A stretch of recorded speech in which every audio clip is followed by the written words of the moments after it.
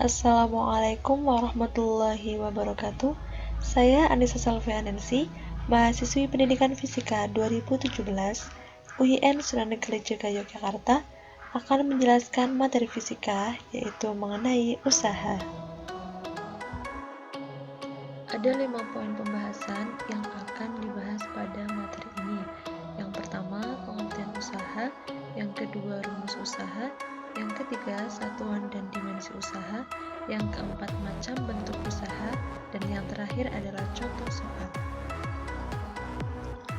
Yang pertama adalah pengertian usaha. Ya, sebelum kita masuk ke pengertian usaha, saya ingin memberikan beberapa contoh di dalam kehidupan sehari-hari yang berkaitan dengan usaha. Nah, pasti di antara kalian ada yang pernah main basket atau memindahkan buku, lalu bermain tarik tambang. Nah, kenapa kalian bisa melakukan semua itu?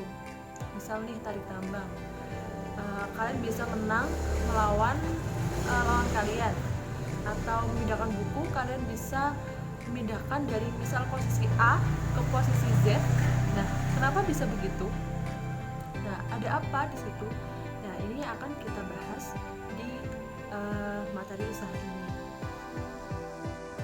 Nah, di dalam fisika, pengertian dari usaha yaitu merupakan besarnya energi yang digunakan untuk merubah posisi yang diberikan oleh gaya pada benda ataupun objek. Nah, jadi kita itu memiliki gaya yang dikeluarkan dari energi kita. Nah, itu yang bisa merubah posisi dari si objek tersebut. Makanya kita bisa memindahkan buku, kita bisa menarik tambang, kita bisa bermain basket dan yang lainnya. Nah, ada poin besarnya energi. Jadi usaha itu sangat berkaitan dengan energi. Tapi pada kali ini saya ingin bahas dulu mengenai materi usaha. Dan materi energi akan dijelaskan setelah materi usaha ini selesai. Adalah rumus, satuan, dan dimensi usaha. Apabila suatu benda bisa berubah posisi oleh suatu gaya, maka dia sudah melakukan yang namanya usaha. Nah, rumus usaha adalah W sama dengan F dikali S. Dengan W adalah usaha yang dilakukan, dan F adalah gaya yang diberikan, S adalah jarak perpindahan. Nah, kita bisa juga mencari F dengan hukum 2 Newton. Kalian pasti masih ingat kan? F adalah M dikali dengan A. Apabila nanti di soal yang kita kerjakan diketahui massa dan kecepatan, maka itu bisa kita gunakan untuk mencari F. Nah, untuk selanjutnya adalah satuan usaha. Telah disebutkan sebelumnya bahwasanya rumus usaha adalah W sama dengan F dikali dengan S. Nah, untuk W adalah usaha, F adalah gaya, S adalah perpindahan.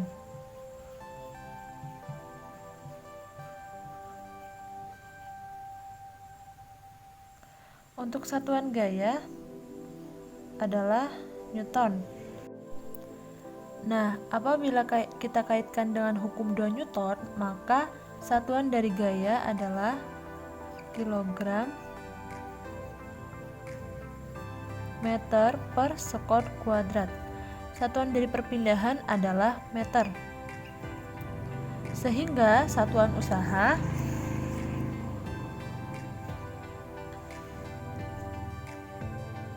dari usaha adalah kilogram meter per sekon kuadrat dikali dengan meter, atau kilogram meter kuadrat per sekon kuadrat, atau bisa juga N Newton meter, atau bisa juga disebut dengan joule. Nah, ini adalah satuan dari usaha. Nah, untuk dimensi kita review lagi dari materi kelas 1 bahwa umumnya itu yang kita pakai adalah dimensi M, L, dan T. M itu untuk kilogram, L untuk meter, dan T adalah untuk sekon. Sehingga untuk dimensi usaha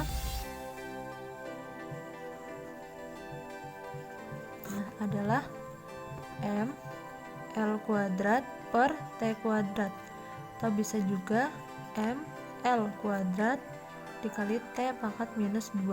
Nah, ini adalah dimensi dari usaha. Nah, di sana terdapat sebuah balok yang terhubung dengan tali. Apabila sebuah balok ditarik dengan gaya mendatar, maka balok tersebut akan bergerak lurus. Nah, panjang antara posisi awal dan akhir adalah perpindahan. Kita sebut dengan S. S ini adalah besaran vektor yang arahnya ke kanan. Nah, F ini yang menarik tali tersebut juga arahnya ke kanan sama dengan S. Maka usaha yang dilakukan adalah W sama dengan F dikali S. Nah, sekarang balok tidak ditarik secara mendatar, namun dia ditarik dengan bentuk sudut.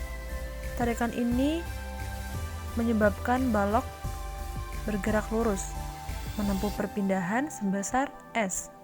Nah, perhatikan arah vektor S dan vektor F, keduanya tidak berada di arah yang sama. Nah, ingat ya, besaran vektor bisa kita uraikan antar komponennya. Nah, untuk komponen horizontal adalah F cos theta dan komponen vertikal adalah F sin theta. Nah, F cos theta dan F sin theta ini bisa untuk menggantikan vektor F tersebut. Nah, berarti yang kita ambil adalah F cos theta karena dia arahnya sama dengan S. Hingga gaya yang kontribusi untuk usaha adalah F cos theta. Maka rumus usaha yang diperoleh adalah W sama dengan Fs cos theta. Untuk poin yang keempat yaitu macam bentuk usaha. Jadi untuk macam bentuk usaha ada 3. Yang pertama usaha positif, yang kedua usaha negatif, dan yang ketiga adalah usaha nol. Yang pertama untuk usaha positif. Nah, usaha positif merupakan usaha yang dilakukan oleh gaya yang searah dengan arah perpindahan benda, sehingga bisa juga disebut sebagai gaya perpindahan searah. Contohnya adalah pada gambar ini.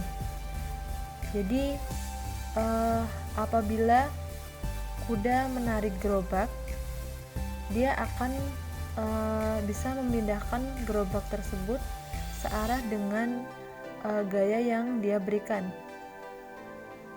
Apabila si kuda bergerak ke kanan, maka gerobak juga akan bergerak ke kanan. Nah, ini menandakan bahwa gaya yang dilakukan kuda arahnya akan searah dengan arah perpindahan si gerobak tersebut. Lalu ada beberapa contoh lagi. Ketika seseorang mengangkat sebuah kotak dari lantai ke atas meja. Jadi gaya dan arah perpindahan kotak tersebut arahnya adalah sama. Lalu yang kedua adalah usaha negatif. Nah, usaha negatif merupakan usaha yang dilakukan oleh suatu gaya yang arahnya berlawanan dengan arah perpindahan benda. Atau dengan kata lain, usaha negatif timbul ketika suatu gaya yang bekerja pada suatu benda justru berfungsi untuk menghambat gerak tersebut. Nah, contoh pada gambar adalah saat seseorang menarik gerobak di dalam bidang miring. Sebenarnya gerobak tersebut bergeraknya ke bawah atau ke kanan karena dia punya berat. Tapi seorang itu menarik ke arah kiri atau ke arah atas. Nah, gaya sebenarnya itu adalah si orang yang menarik itu. Nah, gaya itu berlawanan dengan arah gerak si gerobak yang dia arahnya ke bawah atau ke kanan. Nah, itu berarti usahanya negatif karena gaya dan arahnya berlawanan. Nah, ada contoh lagi yaitu usaha yang dilakukan oleh gaya gesekan terhadap benda yang bergerak di atas permukaan yang kasar. Nah, apabila kita mendorong suatu benda atau mendorong meja di atas lantai yang kasar, maka ada peran gaya gesek yang arahnya selalu berlawanan dengan arah benda. Maka usaha yang dilakukan oleh gaya gesek berlawanan dengan usaha seseorang yang mendorong meja tersebut. Nah, itu dikatakan usaha negatif. Nah, untuk poin yang terakhir adalah usaha nol. Nah, usaha nol ini merupakan istilah yang digunakan untuk menyatakan usaha yang nilainya sama dengan nol. Atau dengan kata lain, gaya sama sekali tidak melakukan usaha.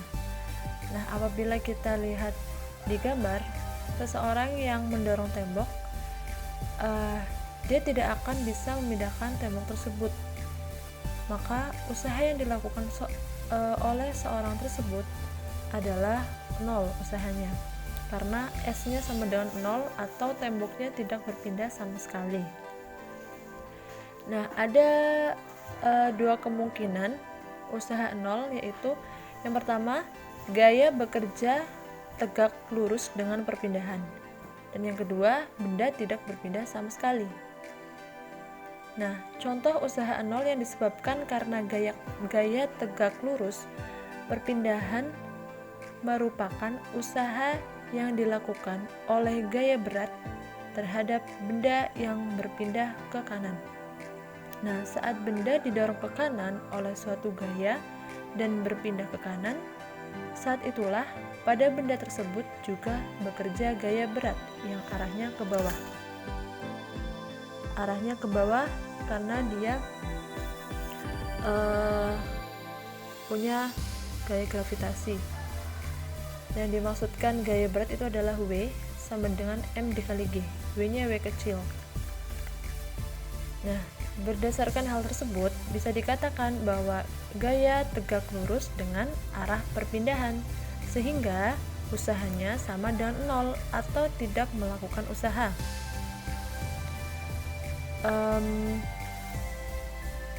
Contoh lain misalnya ketika melakukan push up, nah, mengangkat tubuh kita dan kemudian kembali ke bawah. Total usaha itu adalah nol, karena jarak total dari titik awal ke titik akhir adalah nol. Nah, sebelum kita lanjut ke pembahasan soalnya, sebelumnya saya ingin menjelaskan mengenai gaya-gaya yang bekerja pada balok. Nah, ini kita gambar dulu baloknya. Jadi ada beberapa gaya yang bekerja di situ, atau ada beberapa aplikasi gaya. Nah, ada gaya normal yang arahnya ke atas, bukan ke atas, maksudnya arahnya tegak lurus dengan bidang, ya. Lalu ada juga gaya berat yang arahnya ke bawah. Nah, W kecil ya, bukan W besar. Di situ dia nilainya adalah M dikali G. Nah, ada faktor gravitasi di situ. Nah, karena arahnya ke bawah. Lalu dia ditarik oleh gaya F, ditarik dengan tali ya. Nah, ditarik dengan tali, ternyata dia membentuk sudut nih terhadap bidang datarnya. Bidang datarnya. Ya, jadi ya sudutnya di situ, membentuk sudut di situ. Nah, gimana sih cara kita menentukan F-nya kalau misalnya ada sudutnya? Nah, F kali S ya kita tahu. Nah, kita refleksikan ke bidang datarnya. Seperti yang kita tahu yang kosinus ya, kalau misal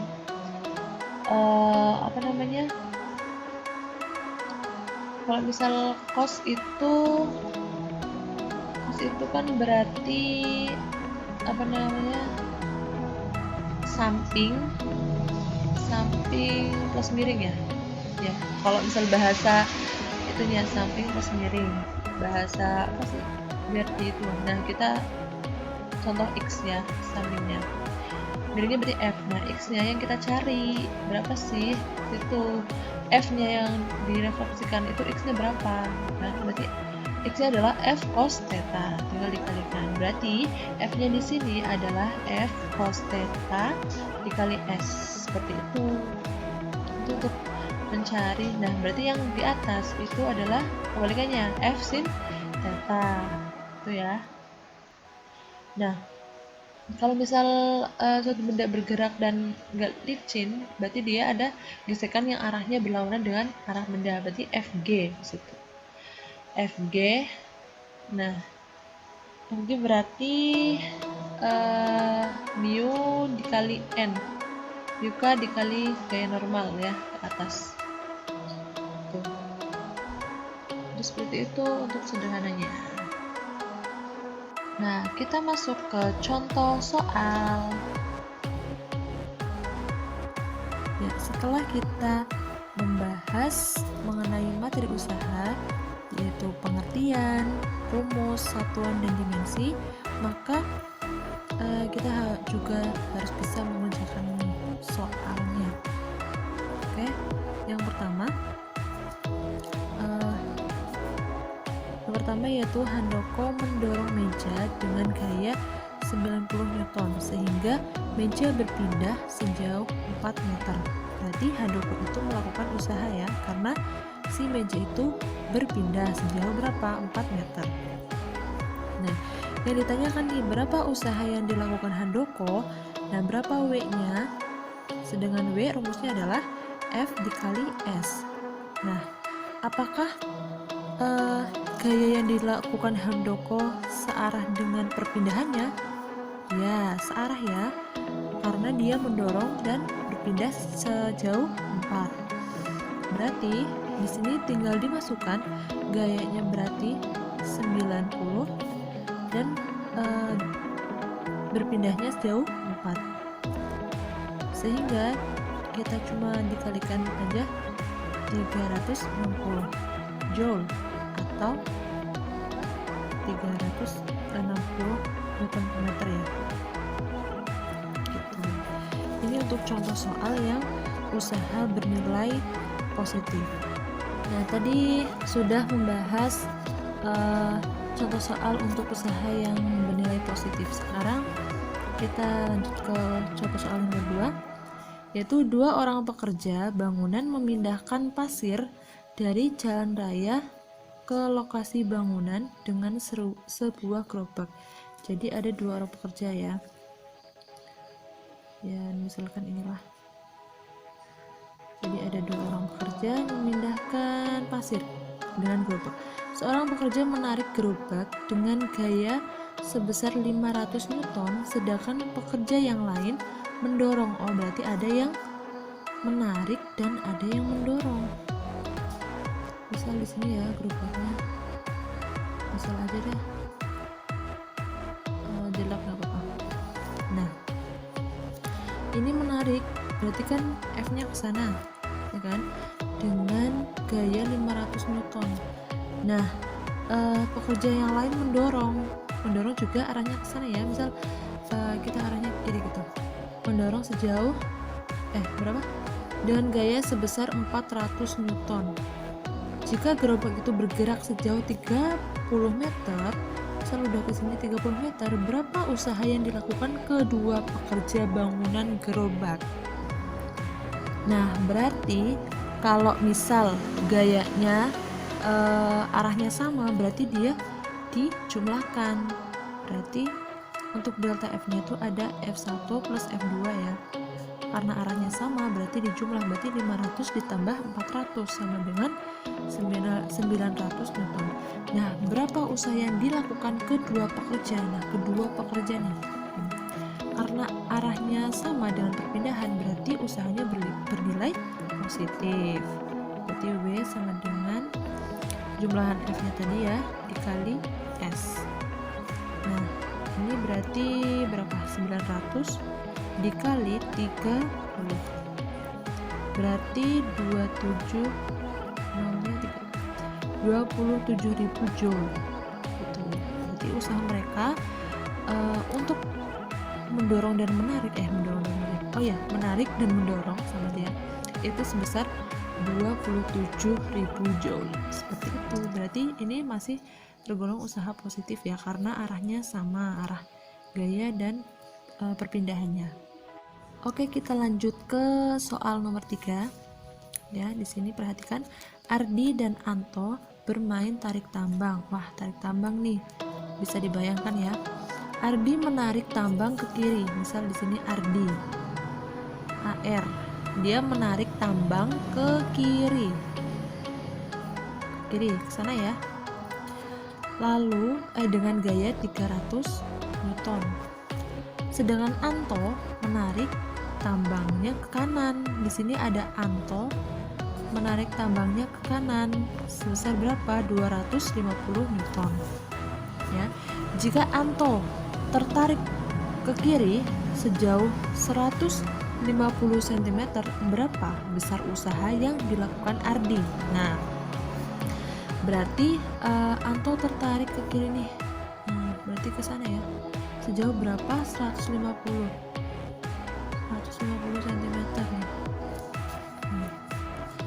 Berapa sih usaha yang dilakukan Ardi? Nah, karena di sini F-nya itu berlawanan ya, berarti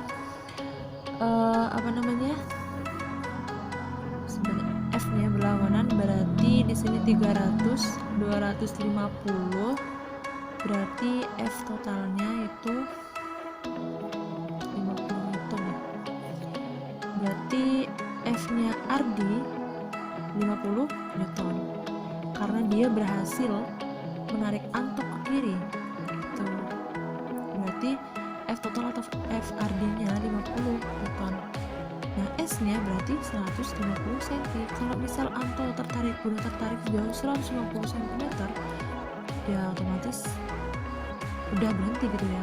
Semua narik lagi kan udah usahanya udah hilang. F-nya. Lalu W-nya berapa? W-nya berarti F kali S 50 dikali 120 cm dijadiin meter, berarti berapa? 1,5 ya. Berarti tinggal dikalikan saja. S 0,5 berarti 75 joule usaha yang dilakukan oleh Ardi.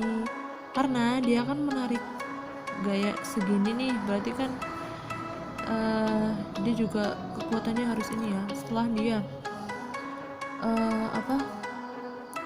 sudah menjatuhkan Ardi, sudah menarik gitu, sudah menarik dan berhasil, ternyata dia menggunakan usaha 75 joule.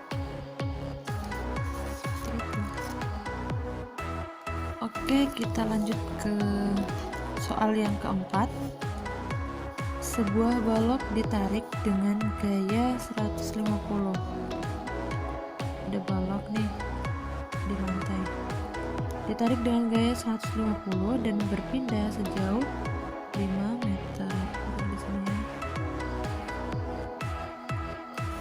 Kelihatan kan? Nah, ditariknya 150. Nah, gaya yang dikerjakan membentuk sudut 60 derajat. Ternyata membentuk sudut 60 derajat. Di sini ya, 60 derajat. F-nya sini. Nah, berapa usaha yang dilakukan? Nah, seperti yang dijelaskan di sebelumnya ya, kita cari gaya yang direfleksikan ke sini. Jadi F-nya adalah F cos 60 derajat. F-nya berapa? 150. Cos 60 berapa? Setengah akar 3. Ya kan? Berarti berapa? 75 akar 3. Nah, usaha W sama dengan, berarti F-nya F cos theta dikali S. F-nya ini ya langsung ya, 75 akar 3 dikali 5. Berapa? 75 kali 5 37, berarti 375 akar 3 joule. Nah, berarti usaha yang dilakukan adalah 375 akar 3 joule. Ya, nanti bisa ini dijadiin pecahan. Ya, pecahan. Desimal bisa nanti dihitung ya. Nah, secara perhitungan ini ketemunya segitu. Oke, sudah selesai contoh soalnya. Jadi sudah dapat disimpulkan tadi contoh soal nomor pertama itu usaha positif. Ini usaha positif juga. Ini sebenarnya F-nya usahanya negatif ya. Tapi karena dia punya gaya lebih besar, jadi usahanya tetap positif. Terus yang terakhir itu yang membentuk sudut. Nah, sudah selesai. Semoga bisa paham untuk contoh soal. Ya, contoh soal itu sederhana ya. Nanti bisa kalian cari contoh soal yang mungkin bisa lebih mudah dari ini. Nah, silakan mencoba. Nah, itu adalah serangkaian penjelasan mengenai materi usaha. Semoga bisa bermanfaat untuk teman-teman semua. Jangan lupa subscribe ya. Semoga bisa menambah konten yang bermanfaat lagi. Wassalamualaikum warahmatullahi wabarakatuh.